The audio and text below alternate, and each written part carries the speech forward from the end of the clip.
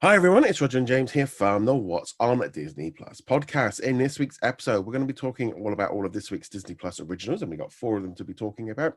We also got lots of news come out of the Disney Quarterly Investors Call. So we'll be talking about Jungle Cruise, Premier Access, theaters, release windows, all kinds of bits and pieces. But before we get into any of that, quick bit of housekeeping. If you haven't already done so, make sure you subscribe either on the audio platforms like Spotify, iTunes, etc. You can also subscribe on YouTube. You can go find us over on whatsondisneyplus.com. Make sure you favorite, all that kind of stuff. You can join us on social media and join our Facebook group of over 165,000 members.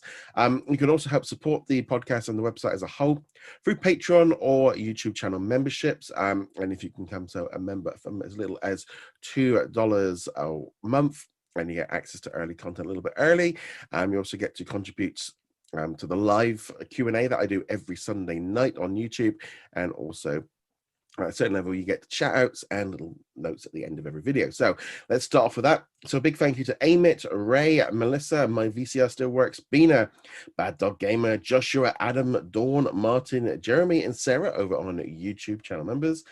And hello to on a Patreon to Andrew, Jacob, Caleb, Red Mars Man, Andrew, Cody, Darren, The Juice, James, Lauren. Thank you for all of your support, and a huge thank you to Sarah for being a platinum subscriber. Thank you so much for all of your support. It means that we can continue to do the podcasts and kind of all the costs and stuff that go into it for licensing and things like that. Right.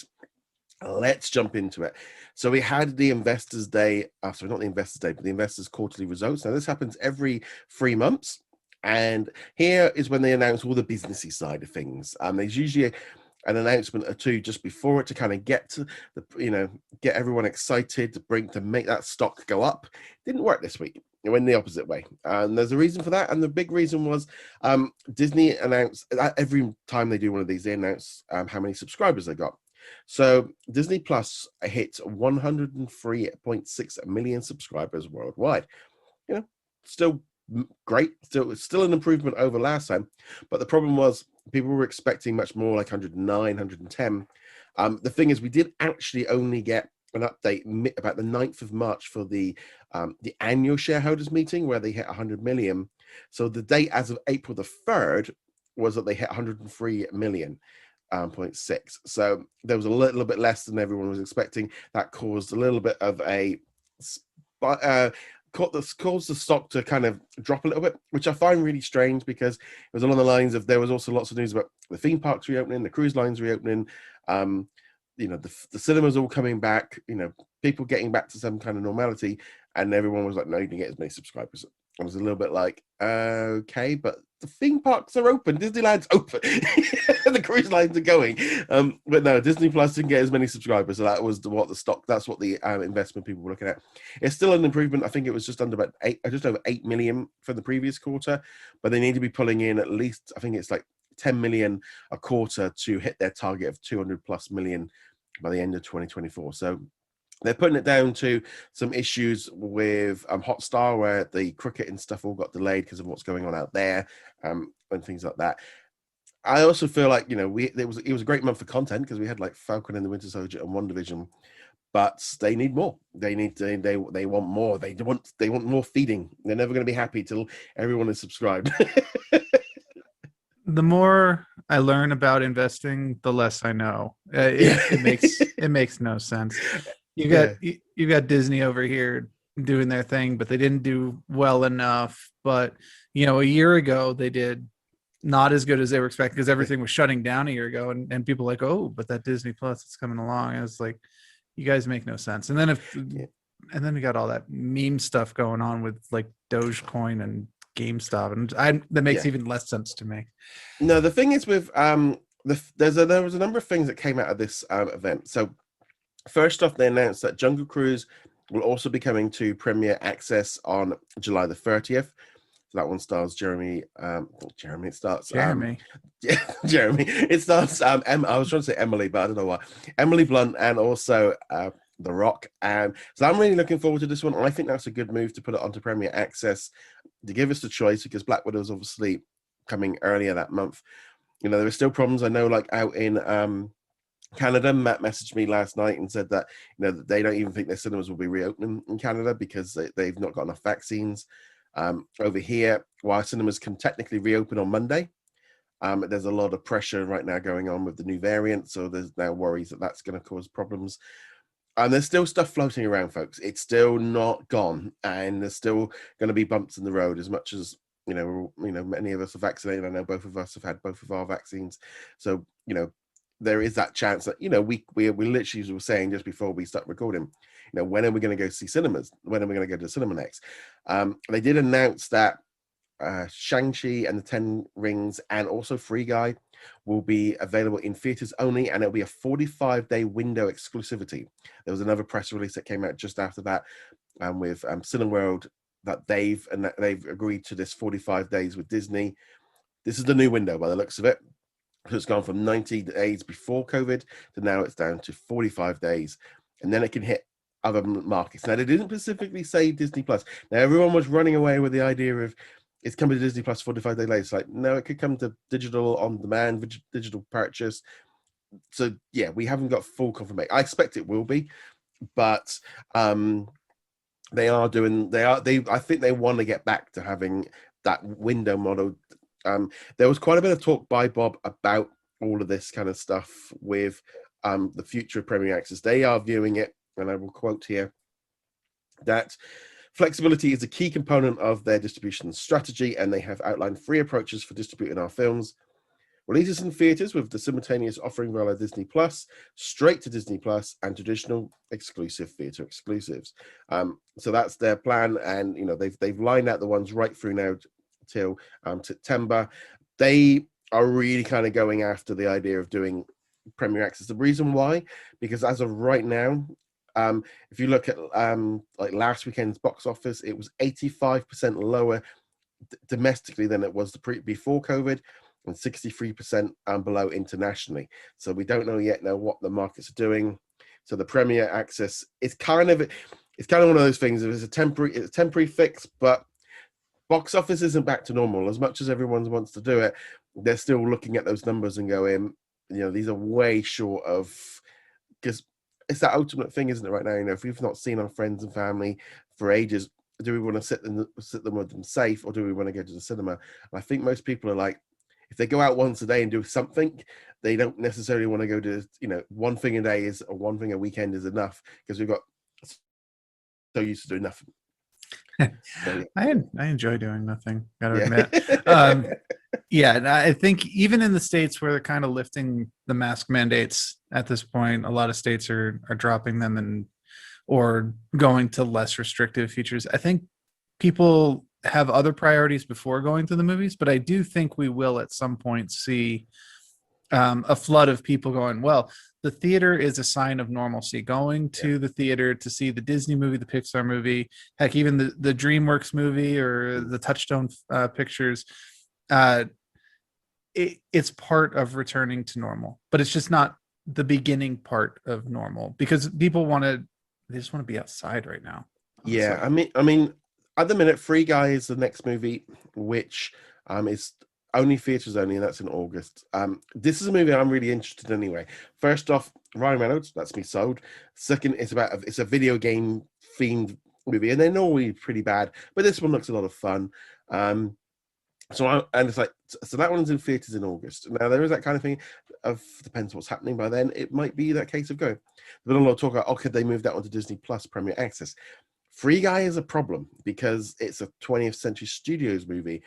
So therefore, in the United States, it would have to go to HBO Max after it's finished its release window. So therefore, they've got a problem. They can't put it on the Disney Plus because they can't put it on there for free afterwards. That's the problem with it. They can do it for us over here in the UK. We're fine, but we would get it anyway 45 days after it's been out in cinemas. So therefore, it's not such a big issue.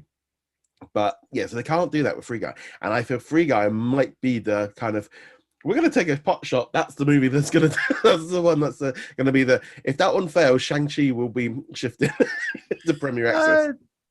Maybe not. I could see that you go in an argument either way with that one. I mean, Free Guy is not a huge title on the list, and Shang-Chi is a Marvel title that by itself carries a lot of weight.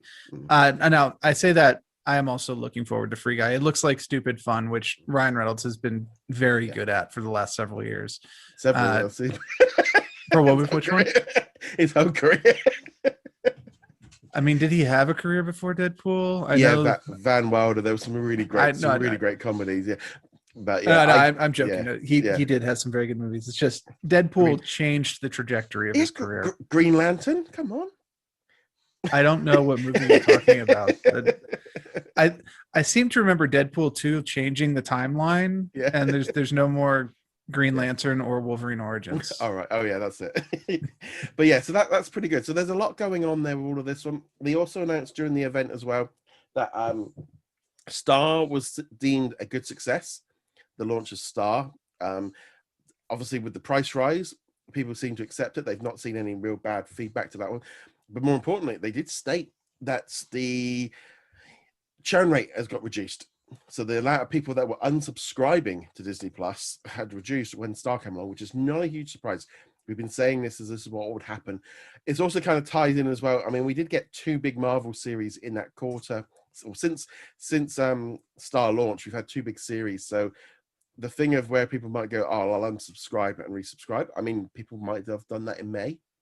They might have gone, well, Falcon's over, Loki's not coming, I'll save my $6. But Star is making it much more attractive to the idea of going, well, actually, there's a lot on here to watch, which is what I suspect. There was still a lot of coming on, like with Hulu and stuff like that. But it's good to see that Star, and I'm not surprised because I just know we are watching so much more Disney Plus since Star got added for us personally. I think it's a combination. Star certainly factors in a lot. You can't argue with the amount of content that's on Star and the amount of content that adults will be interested in. But I think it's also that there's almost no gaps in the Marvel and Star Wars release windows, and that drives a lot of subscriptions as well. Obviously, we're in a gap right now between Falcon and the Winter Soldier and Loki. Would have been filled a little bit by Black Widow if it hadn't happened that final push, but even that, it's not a very big gap. It's a month, and you go right in from Loki onto What If, and we've got Bad Batch going on. You got some more Star Wars stuff at the end of the year. I think even if you don't have Star content in the lineup, people are looking at going, it's worth holding on to it. And then Star on top of it goes, oh, it's worth holding on to, and it's worth loading up every single week, even if there is not a new Star Wars or Marvel show this week. Yeah, I mean, this is the difference. It's been funny because like the whole thing of where we would fire up Disney Plus on a Friday, watch it, and then we wouldn't fire up till the following Friday. For a lot of people, I fire up daily now because it's just something. I've usually got something I'm binging at the minute. I'm going through Blackish, which has been renewed for its final season. So like my wife's watching Lost right now. So she's going through and watching. So there is that kind of thing of you find a show and then you can kind of, there's that many episodes you can kind of, you just keep going back in and jumping. Is this her first adventure with Lost, or did she be? Oh yeah. Man, she has no idea what she's in for, does she? Well, I don't know. I mean, I remember watching it the first time. I remember when that series came out. I remember being out in Hawaii and like this is where they filmed Lost, and this was there. And then I'm watching it there with okay. Yeah, it's like things are coming on and going, oh, I remember vaguely what happened here, but it got so confusing. I can't even remember what happened. Honestly, if they'd gone with the original plan of like a 13 episode miniseries and stuck with that story, it probably would have been fantastic. But man, it did not stick the landing in that last season. But it's just it's a great series. But this is again the advantage of it. There's still a lot of they're still pushing Hulu. They still want to do the bundle. They still want to do all of the stuff they're doing in the US. They also announced that Star Plus is delayed until the end of August in Latin America. That's another new streaming service that's because it's kind of like Star plus ESPN Plus kind of mixed into one. They're doing it. I don't know why they're doing it like that. Well, I think they're doing it because ESPN's just not gaining subscribers. It's got its base already. I mean, there'll be a small amount of fluctuation month to month, but if you wanted ESPN Plus, you have it. If you don't want it, you don't have it. Well, it's more down in Latin America that they haven't got ESPN Plus yet, but they think it's almost like they don't want to be completely just Well, connected with, because if there's a problem with sport, then suddenly or if you're only subscribed for one sport, when the season ends you leave, and that's what they're finding, I think, with like Hotstar.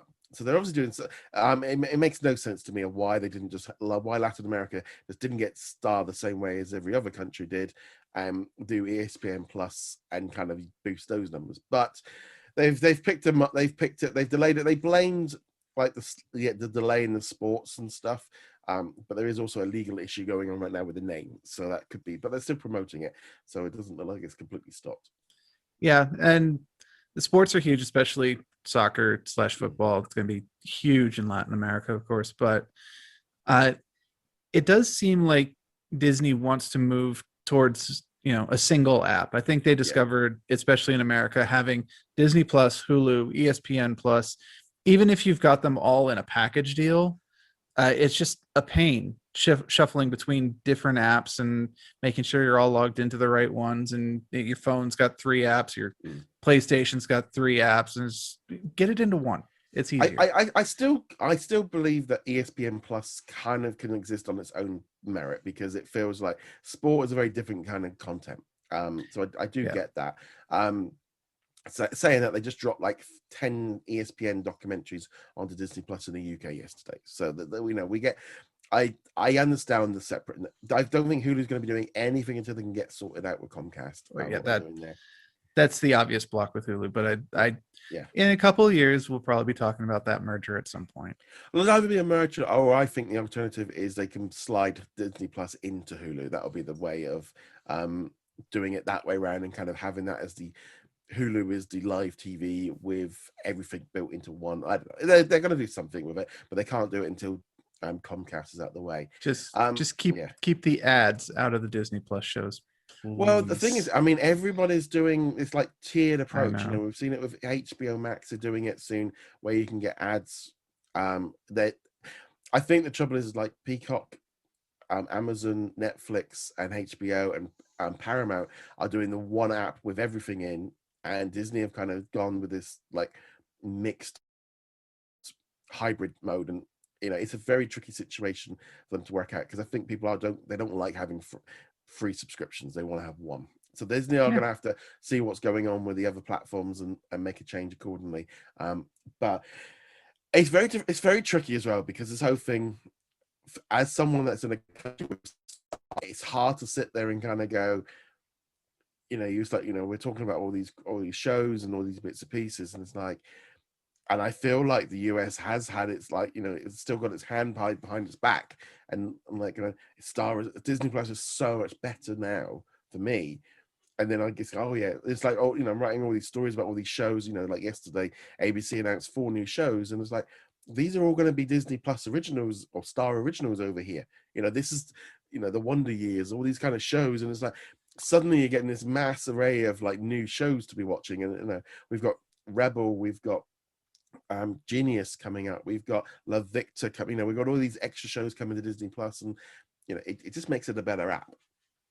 Absolutely. And a lot of the US are we having problems? You just went, your speaker went a bit funny then. See, I've had a couple of blips on your side too. Okay.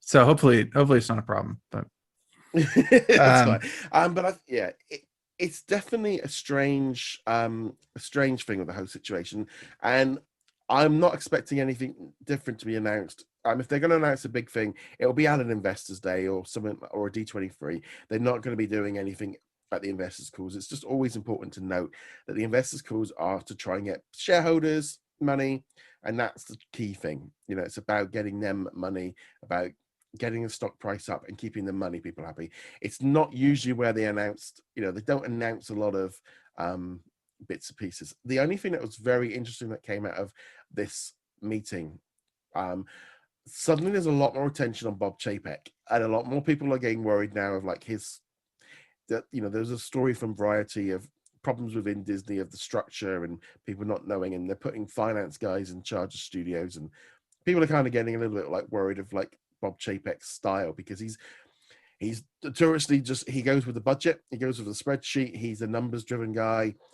He did a lot of stuff for the theme parks, and some of it you could argue was for the best in terms of on paper, but for the experience and people that were at the parks, it meant they got less. And people are now looking at, like, movies and stuff and what he's doing there.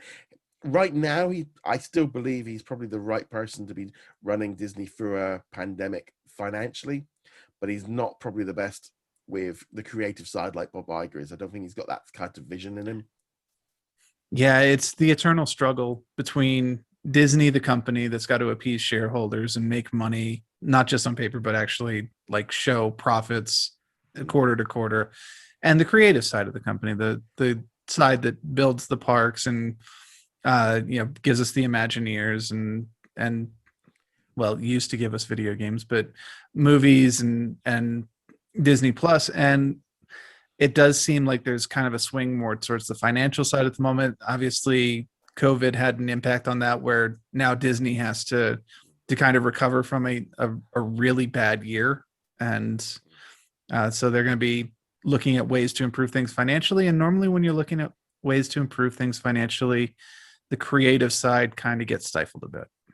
Oh, there was a really good article from Jason Stryer over, I think it was on Kodaku, about the video game thing of like the company idea of looking at video games and console games being dead, and they were all just looking at mobile, and I mean, we went through that whole period, but again, it was the money. It was the money side that was pushing them forward, and it's a little bit. I mean, at the minute, we're not going to notice a massive difference in terms of what we're watching, but things are changing, and then he's moving things around. We're seeing lots of big changes, but ultimately, we're at a point where I feel like the whole industry, especially like the movies and TV, it's changing direction, and like Disney and Warner and Comcast have all kind of got their fingers in two pies, and the trouble is the one pie is getting a bit cold and the other pie is getting very, very competitive of trying to sell. So they've got to work out what they're doing, and it's going to take. I think it's going to take a little bit longer. I think everyone wants Disney to kind of I think the studios are like, oh yeah, just go all digital, and it's like, yeah, like Netflix, like, yeah, but Disney isn't Netflix. They've got other ways of, and Disney going there, we do know we make all this money on doing other stuff, Yeah. It's the great contradiction of the financial side. We want change quickly. We want, things to happen quickly, but they don't. This is a very, very big machine that needs to change focus one way or another. And the things that they change now, whether that's financial or creative, won't even really begin to be in motion for like 6 months on the early side. And in today's like instantaneous gratification culture, which streaming plays a very big part in, it's sometimes very jarring to be reminded that businesses don't have that capacity. No, it's everything just takes a lot longer.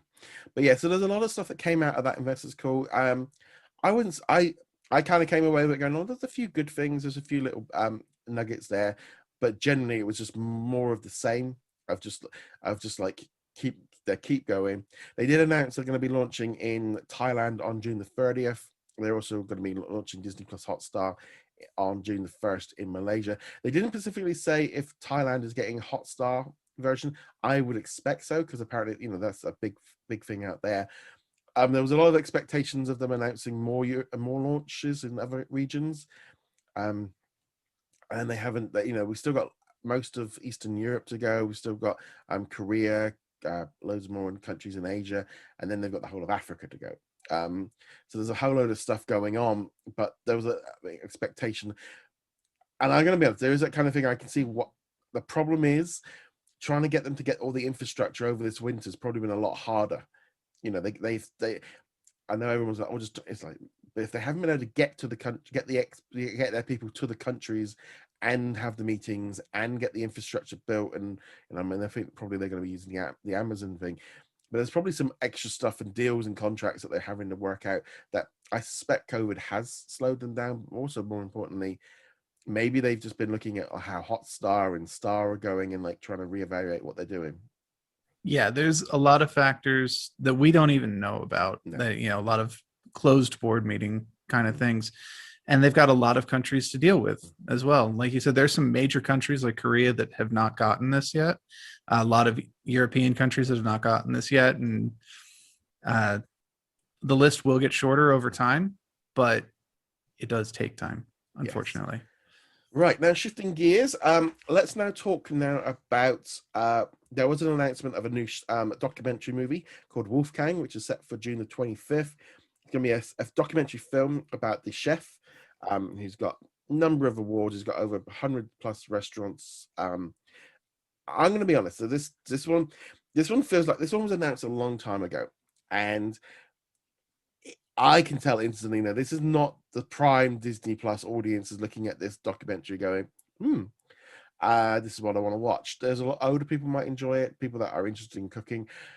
For me, I don't know how it's like. I only really knew who he was because I saw a Wolfgang restaurant at Downtown Disney or Disney Springs.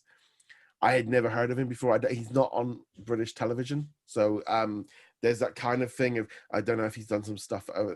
But for me, I was completely unaware of him until it. But with him having restaurants at the parks, I can see why he maybe was a prime candidate for someone to pick for a documentary. I mean, yeah, he's a pretty big name. He was a big name before shows like the Great British Bake Off or even things like Gordon Ramsay were really popular. He was the more classical big name Michelin star chef, and putting his name on something meant a lot. Nowadays we tend to follow guys like Guy Fieri and Gordon Ramsay, things like that instead. That said, I'm in basically the same boat you are. I'm familiar with the name. I know that his name is associated with a certain degree of quality and kind of extravagance. I think I saw one of his restaurants in like Vegas. Obviously, again in the various Disney parks as well. I don't think I've ever eaten one. No, but, I've never eaten. But it's a bit of it's good to have it there. I mean, they've been working on this for a while. Again, just more content for older people is not a bad thing. We can't always have superheroes and spaceships. We do need other type of content. And I look at this, and then I look at like that turning the tables. These are kind of like more older shows for parents and grandparents and stuff, and just a different flavor. And that's what we need. We need a little bit of variety. I see what you did there. But I also appreciate that it's a food documentary that's not in the current style. It's not Great British Bake Off. It's not Kitchen Nightmares or anything like that. This is 2 shows I love, so I don't know. I'm not disparaging those shows. They're really entertaining, especially when Gordon Ramsay gets to fully go off on somebody and you're like, yeah, this person deserves it. But it is also good to see like the other side of the house. The proper Michelin chef and his story. I mean, I think that like we have like things like Master Chef and the Great British Menu and all these kind of things that we have over here. So this is more high end kind of food. So it'll be interesting to see how it goes. My interest level in this is like, had it been on Peacock or HBO, I just wouldn't have bothered. It's just I don't know the guy. I've got no idea who he is. But obviously, I will watch it. And I'm going in with open. I know I'm going to come away with this kind of having much more appreciation and having a full-on history lesson and going, oh, so he is it. I know who he is now. So I'm probably the bright. It's probably that, but it would have been that hard sell of getting me to watch it. That's the problem. So we will obviously be talking about that one when it drops at the end of June. Yeah, I was going to say the same thing. We're actually kind of the prime audience for a documentary like this, because as much as we love documentaries about whales and sharks and space and stuff like that, it's like, okay, even a really well put together whale documentary right now isn't really going to teach me very much. I know most of the subject. I'm going to see cool pictures and I'm going to love it. I'm not really going to learn very much. This, on the other hand, I'm like, I know nothing about this. I know very little about this. I am fully expecting to go into this and learn things that I did not know. Yeah, so that one's going to be good. All right, so that kind of there's lots of other bits and pieces of news, but we're going to move on now onto some reviews of this week's shows. Okay, so let's start off with Star Wars: The Bad Batch. Now, a great episode. It kind of felt like we were kind of into the formal zone now. It was funny thing with this episode was very much Crosshair was the story part of it I really enjoyed. What I'm really liking about this series is that filling in the gap of what happened this minute after Order 66 and when the Galactic Empire became it. You know, we're in the almost that kind of we're going through the rebrand at the minute from the Republic to the Empire, and you know, it's that thing of people don't know what the Empire is going to be because when you know they haven't got to that doing their authority yet. They're still changing the name. Still, I'm really enjoying that aspect of like we know what's going to happen, but they're toying with it. You know, they still look like clone troopers. You know, this is probably what, like a week after the changeover. So I'm really liking this whole aspect. How brutal that scene with Crosshair was with the rebels. You know, where you know he literally just shoots them. I mean, they do a shot on his face when they do it and the screams, and I was like, whoa, I was like, that is, you know, I think as an adult you kind of went, wow, that was dark, that was pretty, and really showing. I mean, that was like full blown like heel. That was real bad. That was like, you know, but also at the same time he's being controlled, so he can't control his own things. He's just following the orders without any second thoughts. Though he did look like he was reminiscing a little bit at the end, but and they're obviously playing with the idea that they're working on a way to overdo his chip, which is obviously setting that up. I think that's the obvious direction they're going to go, and they're going to try and do a redemption arc for him. Actually, for me, it was the scene with the flamethrower where I was like, oh, well, I'm kind of surprised they get. Now they didn't have like a guy running around on fire like you would have in like Saving Private Ryan or something like that. But at the same time, like that's not exactly a great way to do that, and it's like that's pretty brutal. And then of course he executes his own guy too, because the guy's questioning orders and trying to take command. And you're like, well, okay, it's but it's also not pulling punches. There's also the idea of like, you know, them like toying with the idea of recruiting people and the issues that brings in, and then like the Camino, you know, them being worried about their future, about their jobs, and you know what they're doing, and making sure that they need troopers. It's like I wasn't expecting that from this series, and I'm really enjoying like this. Like they've got an idea of a story to kind of bridge that gap, like because there was always, I mean, obviously for us when like the Clone Wars movies came out, you know, we ended like with Revenge of the Sith, and then we're going, yeah, but we had all these clone troopers, we had robots, all this kind of stuff, and then suddenly in like New Hope there isn't any of that, and they've made the odd little reference of, well, clones, we prefer real ones, and then in the new movies they were stealing kids to recruit. So, well, yeah, if you read the books, you knew they were stealing kids. I don't think they ever mentioned it in the movie. It was like, where did they get 300 Star Destroyers for the climax of Rise of Skywalker? When you're like, well, but anyway, they did reference it, I think, with like obviously in Rise of Skywalker, with Lando's daughter. Because honestly, it's the only Star Wars show or movie that I've only seen once so far. I don't see that changing either, honestly. Keeping in mind, I have never seen the holiday special, which would probably be the other one I would only watch once. But anyway, back to Bad Batch. I am enjoying the same thing that you're enjoying. We got to see Admiral Rampart for the first time here. He's obviously taking over for Tarkin's role as being the lead bad guy of the season. Potentially the entire series if there's more than one season, and his push to move to conscription rather than clones. I am very interested to see what the Kaminoans are going to do to try to counter this, because there was a slight hint towards the end of it that they have something up their sleeve. Might involve Omega. They might not need Omega as much as we think they do, but they've got something, and I want to see what that is. Yeah, no, I'm really enjoying this series. It's kind of grown. There was a whole thing of, you know, Hunter becoming more of a father, and Wrecker kind of being the big brother and like looking after her a bit, and then Tech and Echo just fixing stuff. Again, the same problem we had with them last week, where it's like there's just nothing going on with those two, but you can see them focusing on Hunter, Crosshair, and Wrecker right now.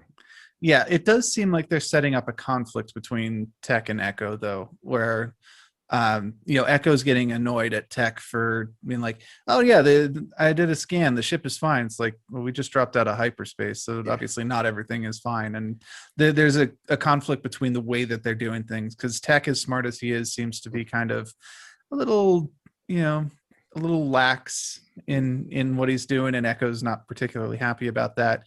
I'll also say I'm happy with the direction they're going with Wrecker. I was really worried that he was just going to be the dumb brute character, but like you said, he's becoming the older brother to Omega. Like that scene at the end where he's like, "This is your room," and it's she's closet. yeah, well, it's a closet, but he does a great job with the presentation of it. I love the fact he managed to find Christmas lights. That was. You know what? It's the middle of space. You know what? They're probably grenades or something like that. I was just the one thing going, oh, good, he set up a YouTube video. It's just like Oh, that's what I need. Yeah, you need some Christmas. No, absolutely not. I can't talk. I got my lights up. But yeah, I am enjoying this series. It's definitely growing on me. I'm just liking I think having more Tarkin as well. Because he's an interesting character, because in the movies, obviously he was very stern, but the comic books and the novels have done a great job of like expanding him and making him, and this series seems to be like, as much as they introduced the other guys, like we don't need him. We could, but then it almost feels like they need to move on from Tarkin at some point because they don't want to make him too weak if the Bad Batch keep kind of evading him. They need more of a klutz kind of guy that they can blame. And also, you don't want to overuse Tarkin. Like, even if they can set him up so he can be the villain and not come out looking like an idiot at the end, or he gets upset or whatever. You want to keep him as like, well, I'm gonna steal the Phantom Menace. He's the guy who is always up there. You never really see him, but he's got his hand in everything. Yeah, and just he's kind of the existential threat. Because you can already see it in the comics and the books where, again, they're starting to overplay Vader. They're starting to overplay where they are just like everywhere. They're the Wolverines of Star Wars. And as cool as it is to see Darth Vader, who doesn't like seeing Darth Vader just being like full on Darth Vader? At the same time, you're kind of like, you could use some other characters, or create somebody else. Or create somebody else, or heck, there's a whole like other canon you can borrow characters from. I mean, Filoni did a great job pulling in Thrawn back in the Rebels. So it was just I think we're going to see Finn, the bounty Fennec. hunter. Fennec. Yes. So I mean, we've seen her in the trailers, so we know she's coming. So that'll be and more Saw. We'll be seeing more Saw at some point. They definitely seem to be setting that up. But overall, I'm enjoying this series. Definitely feels like the temperature has cooled a little bit over the week as kind of the Star Wars hype kind of train slowed down a little bit. But yeah, I mean, we got shows right through to August, so we've got plenty of Star Wars Bad Batch to go. So the one last thing before we move on, I want to know more about these troopers who are under Crosshair's command. I know he killed off the one guy. Yeah, I have a strong suspicion that we're going to slowly see these guys just kind of get knocked off one by one over the next, I don't know, probably half dozen episodes or so.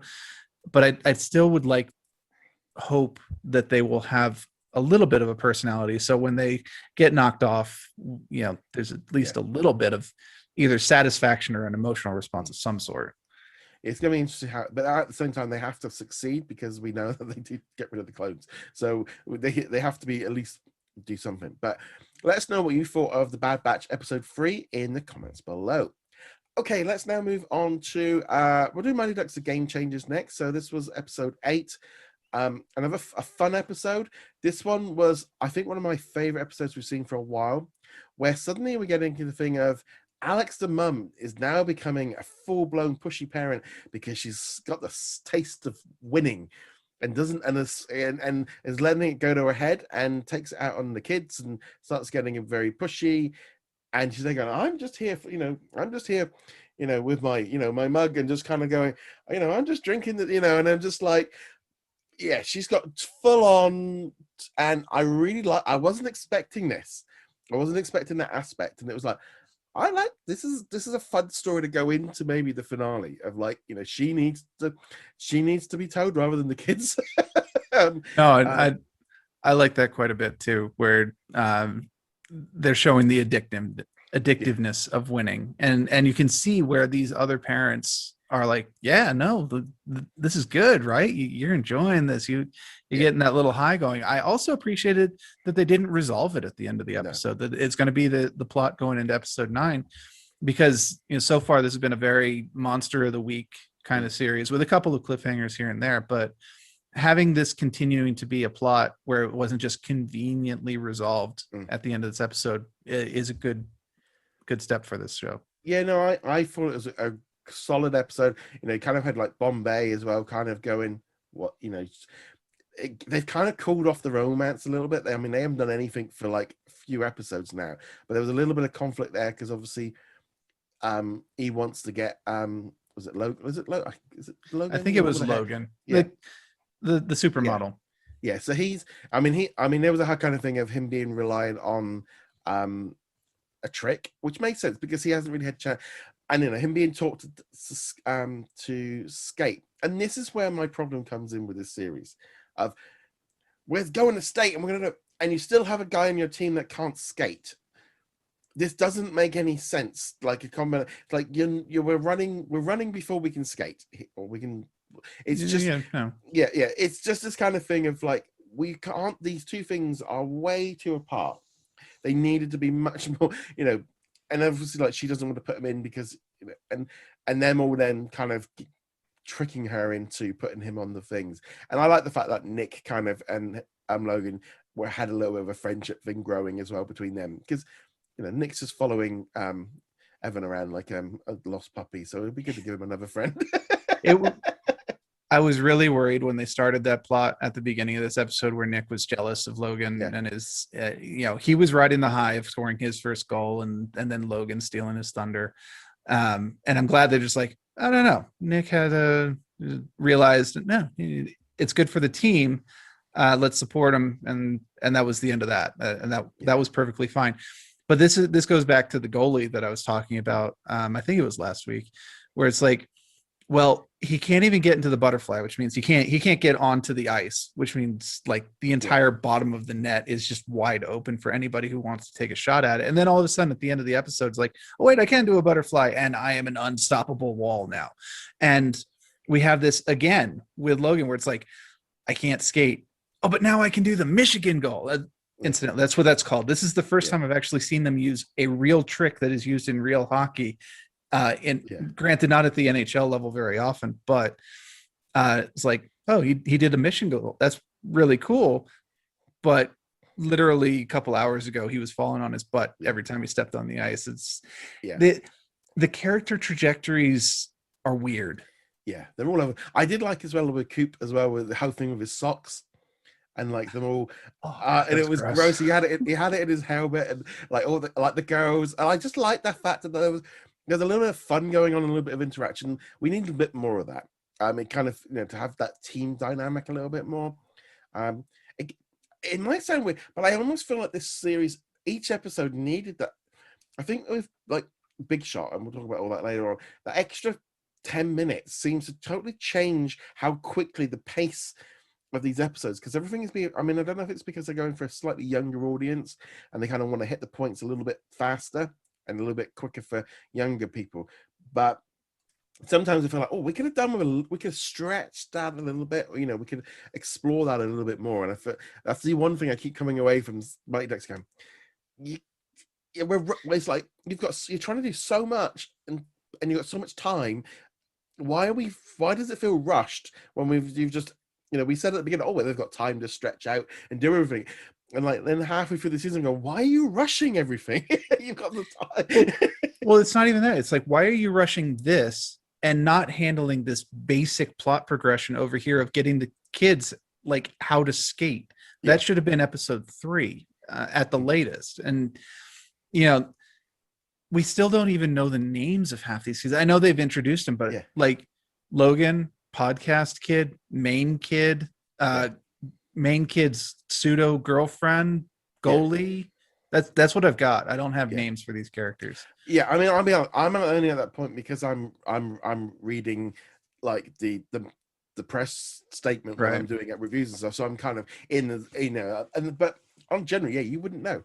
Other than like Nick, that's pretty much the amount most people would know. And it is, I think, just an issue of this. I am enjoying it. It's definitely I do enjoy. It's just that thing of we got 4 of them. We got 4 originals a week, and Mighty Ducks is my least favorite out of the 4. And I didn't. It's kind of a strange one, really. But well, yeah. What do you? So overall, I think this was a better episode. The fact that they're dealing with Logan now isn't really this episode's fault. It's No. a problem with the series in general. They handled it just fine. Bombay teaching him how to skate was a good sequence. Him finding out, that this kid has this cool trick that he can do with the pancake flipping, also points to the kids for actually being able to do it. From the way they were shooting, it was very obvious that he was actually doing that. So that's pretty cool. It's not easy to do. And then implementing it. I mean, that's classic Ducks, where it's like, take the kid who you think is useless and give him and find out he's got a skill and then use it. And on top of that, I enjoyed that they had actual hockey scenes in this. Like, they did that whole montage where they were winning games and they had actual non-trickery based hockey where they were just doing standard passing one-timer stuff that teams should be doing. Well, I think as well, having Evan and the girl from the Mighty Ducks have kind of given them a chance to have real players on there, because the other ones haven't got that skill level. They're at a different level than it. But it's definitely good. But we'd love to know what you think of this episode of the Mighty Ducks in the comments below. Let's now shift gears and go over to the basketball court, and let's talk now about Big Shot. Another fun episode, lots of different plots, multiple plots going on in this one. We had quite a few different ones going on. The big one was Louise's dad got arrested, and that kind of set off a chain reaction of her kind of wobbling and really struggling and pushing back against everybody, and kind of a little bit of redemption really from Coach Corn, where he knows that feeling of being the one everyone's talking about. And this whole thing of blocking everything out, when it's he is, but he's also, it does get to him. He shows that it does get to him, and that whole scene with Louise's brother at the end with his daughter was very telling of the fact of, along the lines of, no, this kid needs my, and I thought that was good. I thought that worked really. He'd been playing the protective dad with a shotgun on the lawn going, get away from my daughter. Yeah. And then they instantly kind of pulled that back within that same episode of Long going, no, this kid needs to talk. He needs my daughter to talk to. And I like that. I thought that, again, showing growth of a character. Growth of multiple characters, Yeah. actually, in that case, even if the brother was mostly new. I know we were introduced to him, but then that plot was just kind of conveniently ignored for a couple episodes. But yeah, in terms of handling some fairly adult situations, stuff that most people have had to go through, obviously not the arrest part, but some sort of moment when you realize that your parents aren't perfect, and everything doesn't just become great when you become an adult. I think most people can relate to that. That whole thing is just handled really well, and Korn kind of accepting it. You've got to get your stuff together, but I also get it. I love that little moment where she's like, no one can understand. It's just really, I can't understand. Yeah, I thought that went very well. I also like the thing with them cheating in the exam and what happened after that, and that it kind of was. I like the idea of the other kids in the school kind of going, why are these kids getting special treatment? Why aren't we, they shouldn't get this. Now, this is my problem with US shows as a whole and movies. This isn't just, I live in a country where sport and school does not go together. They do sport at school, but it's about exercise, and there's no going to college and getting, there's no sports scholarships. Sports school stuff doesn't really matter at all. It doesn't have a big impact. So therefore, this whole thing of Americans, high schools and colleges seem to be obsessed that if you can throw a ball around or hit a stick or do something, your entire life is sorted. You'll get your college, you'll get to go through, and you'll become this professional sports person. And that seems to be this constant theme in US shows and movies. And again, this show kind of fell into that trap as well of going, Or why is a basketball team getting away with it? It's like, well, yeah, why? They should, it's, I know, and it's very hard again for me being outside the US, where it's a bit like, basketball doesn't really matter. It's the least important thing they're doing at school. They should be concentrating on everything else. The basketball team is the least important thing they're doing at high school. Yeah, so two thoughts on it. First, as a person who was not super into all the sports, I don't really get it either. I just know it's a thing. And there is definitely favoritism shown towards sports stars in schools. They can get away with stuff that other kids can't. There is a limit to it. I would have thought cheating was not above that limit, but okay. They also needed it for plot reasons. Obviously, they wanted some drama, but they didn't want them kicked off the team. So they kind of copped it a little bit. Yeah. But yeah, there's definitely a culture in high school and college where you protect the sports kids, even from themselves. Second thought, though, they did kind of undercut that a little bit at the end of the episode there, with the principal having to talk with the girl being like, yeah, you're good at basketball. You're not that good. You need something else to set you apart. And I think that is something that a lot of high school kids don't get, is that you may be great in high school. You will not be great in college unless you were in like that 0.001% of players. But so many of them go into college with this, I'm going to be amazing in college. I'm going to go on to be professional. And statistically, most don't. That's just a hard fact. Yeah, no, so I did. There's multiple layers. I also enjoyed the whole thing with the dating thing, the kind of playing a little bit on the dating, playing a little bit as well with, gossiping and the implications that can have, especially on teachers and stuff. And just the fact of Korn kind of going on a date and not really knowing he's actually on a date. And I like the fact that he was completely out of control. He was being kind of, I would say, manipulated, but he's not been open for relationships and all the rest of it, and he completely like chilled out and relaxed by the end of the episode. But it was, and I'm glad they've kind of shifted a little bit away from the assistant coach of like, you needed someone to kind of, you needed somebody else. And I mean, the theater teacher is a little bit annoying, but I did like the idea that the kind of, she took control of him and he didn't really notice. I kind of get it. It wasn't necessarily so much that he didn't notice as he didn't want to notice. It seemed like, like he was in denial. Like if he had actually looked at it objectively, he would be like, okay, yeah, it's a date. We're going to dinner by ourselves. It's a date. But he needed people to shove it in his face, and then he needed to confront her and be like, wait, this is a date. Of course this is a date. What do you mean? I did like her assertiveness. That is probably the only thing I like about her character at the moment, honestly. But that dating thing was fine.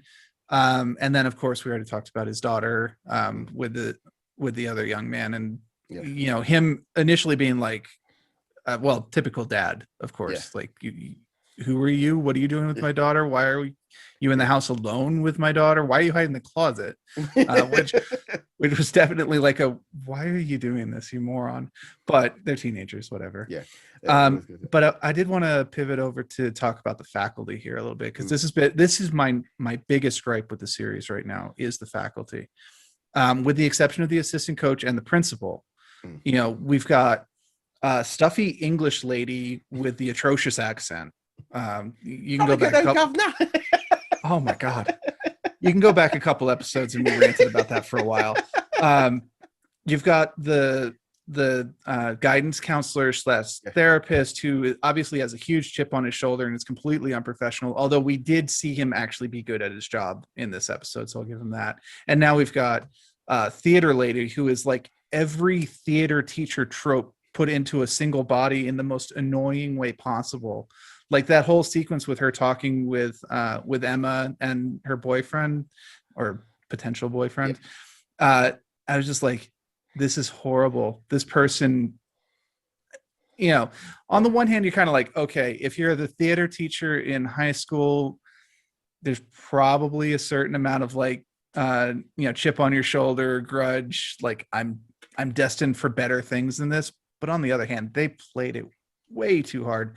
And this is the problem with the series, is there is no likable faculty in this school right now. It's just the principal. I really like her. The principal is great.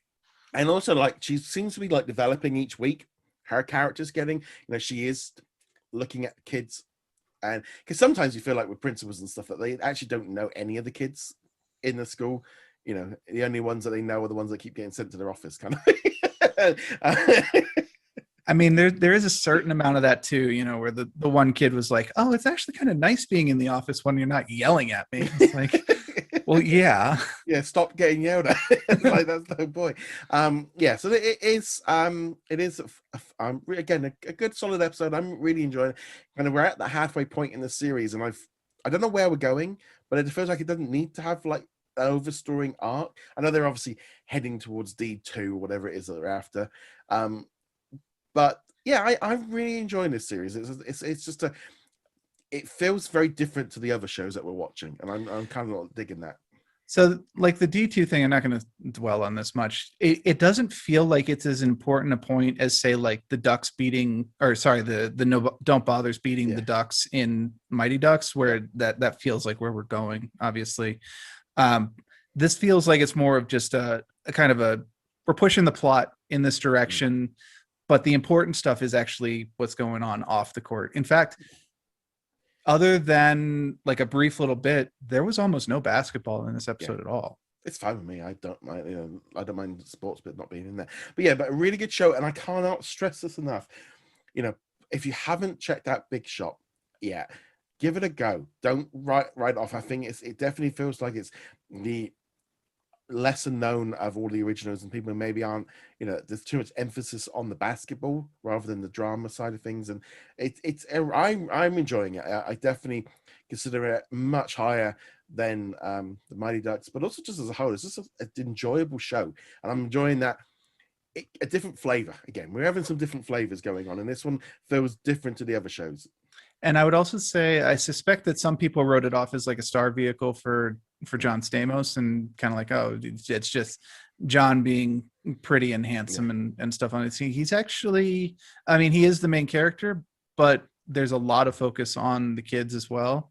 And there's a surprising amount of depth to the characters who are not John Stamos. Yes.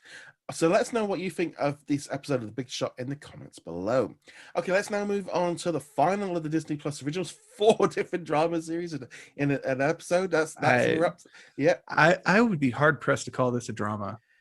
So we got High School Music, High School Music of the Music of the Music of the Music of the Series 2, Part 2. So I've seen the first 3 episodes, so I'm kind of in that zone where my memory of like where one ends and one goes. So I'm going to try to keep it ongoing. Well, how about let me give the quick overview just so you don't go too far on that one.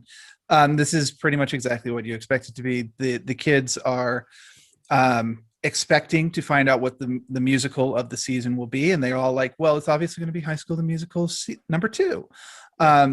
And of course the teacher encounters her old flame, and it's like, oh no, we've got to go toe to toe with him. We're stepping up our game. We're doing Beauty and the Beast. And the series ends, or sorry, not the series, the episode ends with that announcement, plus the one girl who has been keeping her deep dark secret, revealing her secret in front of everybody. Fade to black. Episode 2 will be next week. Thank you. Come back. Right. Okay. So now I'm up to speed on where that one ended, because there's a whole, the next 2 episodes, like, okay, cool. Now I know where we are. So, what did you think of the show? Because you're coming into, because you weren't really a huge fan of the first season, were you? I was not. Well, to be fair, I also only watched like the first 2 episodes of the first season too, so I don't have like a full overview. Although I think I could probably guess pretty well what it did, and the recap at the beginning was actually very thorough, interestingly enough. But it's the same boat for me again. I mean, that for those of you who like the series, that's a good thing. This is more of the same, maybe amped up a little bit, but this is not hyperbole. I was literally about halfway through the episode like, can I mute this and just watch it with subtitles? That is an actual thought that went through my head, and I entertained. That's not just like me being snarky right now. The problem with a musical series is that if you don't like the music that they're singing, you're not going to like the series. And for whatever reason, the music that they're singing just is not clicking with me. So that episode there, I think, was generally focusing on music from High School Musical 2. Yes. So they kind of got the music in. They kind of got a few of the jabs in for that. It does go on, and they then move on to Beauty and the Beast, which is a much better music, much better for them to do. Works much better. So there's that bit. See, I was the opposite. See, I watched all 3 episodes back to back because I was like, yeah, good, keep going. I'm in. I ended. I'm like, oh, I've got to wait now. I kind of. And that half an hour an episode, only like an hour and a half in, so it wasn't too much. But I really enjoyed it. For me, this was last time it came out, it was a bit of a one of, oh, I'm not so sure. It grew on me. Kind of gone in this one, going, no, I'm in. I'm fine. I'm enjoying this. It's fun. The kids are fun. It's got musical stuff in it. The performances are great. I mean, that opening one where they're dancing and singing, all in one take. They all get to have their chance to shine. Thought that worked really well. They've gone past the introductions now. We're not doing the, they've done that. We don't need to be introducing who these characters are. We can just get on with it. We know where they are. We know the stereotype they're going for and their problems that come with that. Yeah, and we can't take this away. Olivia Rodrigo is massive right now. She is a huge star. She was over here for the Brits this week doing like, she's had one of the biggest hits. So she's going to drive so many more people to this show because they didn't know she was in it. They didn't know who she was. I mean, I remember her from Bizarre and she's been on Disney Channel for a while. So I really enjoyed this episode. I'm really enjoying the series. Can't wait to see some more in a few weeks when we catch up. For me, this was great. And again, it feels so different from the other 2 high school, because we've been talking about these 3 high school shows all at the same time is a bit overmuch, but they are very different flavors. There's lots more musical stuff in here. It is over the top. While there is drama, you kind of can. It's not serious. There are some serious issues going on with some of them, but it's tongue in cheek. They're having a bit of fun with it. And I kind of like this. It's got bigger and brighter. And I always say, if you think that this is High School Musical, like just a spit, this is a totally different show. They could have called this something completely different. I think in some ways putting it under the High School Musical brand, and the such a bad name of the High School Musical, the series would have been enough. They didn't need the musical bit, but I really enjoyed this. I think it's that kind of the theater side of things. It's a lot of fun. I can't praise it enough, really. I just really enjoyed this episode. Yeah, so obviously I talked about the music a bit there, and my opinion on that is pretty well established. I'll give the Beauty and the Beast stuff. I do love the music from Beauty and the Beast, so we'll see what they do with that. But the drama side of things, and I use drama in really big air quotes, is actually entertaining. I will give you that. It's like you said, they know the tropes and they just lean right into them so far that they're falling out the other side. Like, oh my goodness, it's my flame from 17 years ago who I inexplicably recognize, and I know exactly how long it's been. It's like, okay. And he's super cute, and he's also like a Tony award winner, and now he's going to be my rival. I'm just like, this is so stupid. It's actually entertaining. It's intentionally stupid. I want to be clear. It is. They lean on it. They know what they're doing. It's not for everyone, but I kind of yeah. I mean, it's just a fun little series, and it's kind of weird. Of like, where does it find its gap? Where does it find the market? I do still think we probably would have had this series before Christmas, because obviously we open with a full Christmas go. I'm thinking it's the middle of May. We've got Christmas music, Christmas jumpers. It's like this show should have been on a while ago. You could also tell the point, and I would say this is a little bit. Episode 1 and 2 were filmed before restrictions were brought in. They were filmed just after season 1, so there's a lot of them together, lots of group shots, lots of episode 3 suddenly there's a lot more than like single people, single shots, people, you don't see the group together in the same way, and it's weird. You kind of look at it, there's a lot of people in that room. And like, again, they're kind of close. Yeah. It's not just the people who are intimate with each other. They're all kind of Like there was Yeah, that, and that final song number, like they have all the girls lined up on the couch and they do like a yeah, a yeah, very brief one. You're yeah, like, yeah, you guys are close. yeah. Maybe you want to socially distance there a little bit. It's funny, isn't it? How you've kind of, but then in the later episodes, you can, and I think you can see this again in Mighty Ducks. You can see it in all the shows right now. They're all using much closer shots individually. There's, if you work as an extra probably in the last year, you probably had like no work because nobody in the scene is that can't be there is not there. So it is noticeable. There obviously was a big delay. This should have been out a long time ago. Um, but yeah, no, I can see maybe why they held it back a little bit. But yeah, no, I really liked it. I'm in on it. It is stupid. It's a bit over the top, but it's a lot of fun. And I kind But of, it's just nice to have kind of fun sometimes. it knows it's stupid, and it fully embraces the stupid. Yeah, It's, you can plot out exactly how this episode's go right from the beginning. Like, I'm moving to Denver and I haven't told anybody. And like, oh God, like I know where this is going. yeah. And they play it up and they ham it up and they insert the musical numbers. Mm.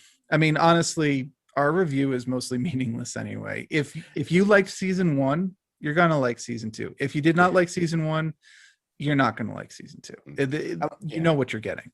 It is a lot of fun, and I definitely think it's a little bit of a highlight of Disney Plus of just kind of going, this is very different. This is a show that I it's like you don't get shows like this very often where they are just musical over the top. But yeah, it's great. It's a very fun little show. It's so different from everything else, but it's here we are 20 we have got so many different shows to watch, and there's a bit of variety. Just having four originals, a new episode of four different originals dropping this week, that's a lot. I mean, I'm going to be lucky enough to say, I was able to spread them out a little bit. I know you had to watch all four of them in one day.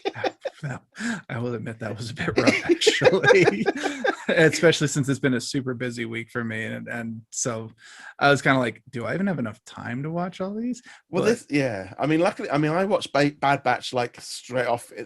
Bad Batch is my, Friday morning watch, one, yeah. because that one, they have only sent out the screeners for like the first two episodes, and now I think we're just in line because they do that with like Loki and all the rest of it. We don't get to see them in advance, and that's pretty much they do that for all the Marvel and Star Wars stuff. They don't really need to.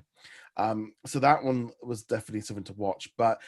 Yeah, and also, I mean, we have all this Star originals as well. We had like Solar Opposites again, just a crazy episode. Um, yeah, it's something about like they turned like a pig into a massive machine just to get a person to get ribs, and this is just crazy show. Yeah, it is bonkers. But yeah, so we've got lots of stuff. We've got other shows coming up like Rebel. We've got, like I said, we've got Genius. We've got Big Sky Return. So there's a lot. It's going to get even more crowded.